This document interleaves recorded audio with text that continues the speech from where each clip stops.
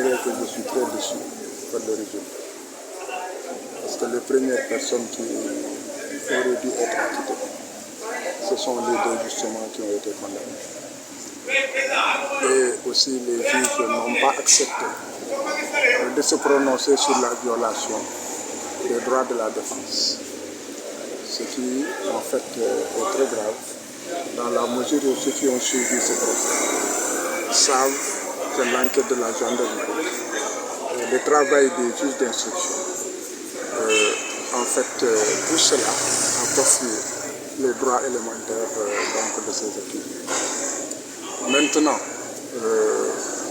on a pu aussi se rendre compte que ces personnes ont comparu devant des juges sans avoir jamais eu l'ordonnance de mise en accusation qui leur permettait non seulement de savoir de quoi en fait ils seraient jugés et qui devait aussi leur permettre de remettre le document à leur avocat pour qu'il ait un délai raisonnable pour préparer la défense. Il y a eu 13, disons 11 acquittements. C'est un très bon résultat. Il y a eu 2 qui ont 6 mois avec sursis. Très bon résultat aussi, même si ces derniers devaient aussi être relaxés purement et simplement parce que l'infraction était correctionnelle et non pas criminelle. Et il y a eu 2 qui ont la réclusion criminelle à perpétuité. Et ce sont justement ces personnes qui en fait étaient des médiateurs entre l'État, la rébellion, et les institutions ou les organes de l'État qui ont été en fait condamnés. Bon, cela est dommage. Et on se posera beaucoup de questions. 25 personnes, 26 personnes poursuivies, gardées en prison pendant 5 ans, 11 immédiatement blanchis.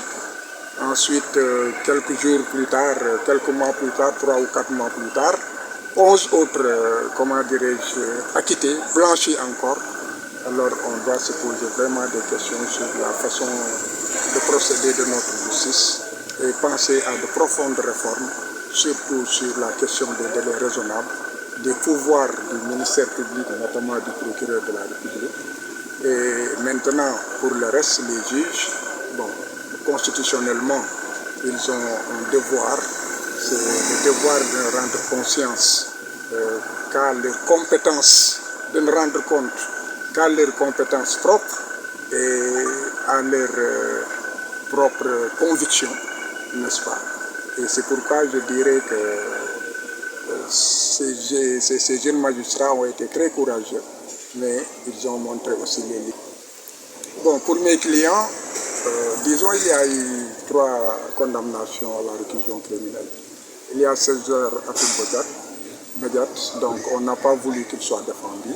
Cela n'est pas conforme en fait au droit. Même si une personne ne se présente pas, il peut effectivement il doit avoir droit à la défense. Et les juges aussi ont l'obligation, n'est-ce pas, de voir si, même sans défense, si la personne peut être condamnée pour les faits pour lesquels elle est poursuivie, ou bien si en fait il n'y a pas de charge suffisante. Bon, en tout état de cause, il a été, disons, condamné à la peine du max. Et pour les 2 autres, il s'agit d'Ampoy, qui en fait a toujours le moral et qui a demandé que je fasse appel, ce que j'ai fait immédiatement, dans les 15 minutes.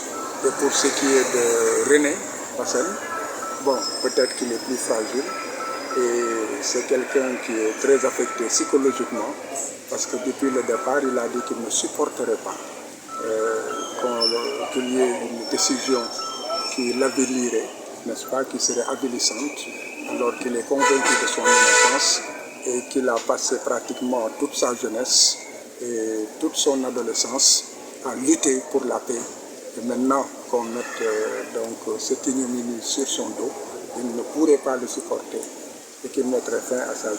Mais le problème, c'est que je pense qu'il devrait être aussi satisfait que tous les 25 qui étaient donc accusés puissent rentrer chez eux. Il doit être fort Et ça, c'est un motif de satisfaction.